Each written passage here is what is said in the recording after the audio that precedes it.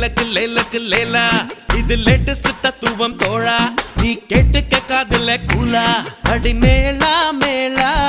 ஏ டண்டக்கு டண்டக்கு டண்டா உச்சி வானத்தில் விரிசில் உண்டா வீசும் காத்துக்கு வருத்தம் உண்டா நம்ம மனசில் ஏண்டா கவலை யாருக்கு இல்ல அத கடந்து போகணும் மெல்ல ரெக்கைய விரிச்சு செல்ல ஒரு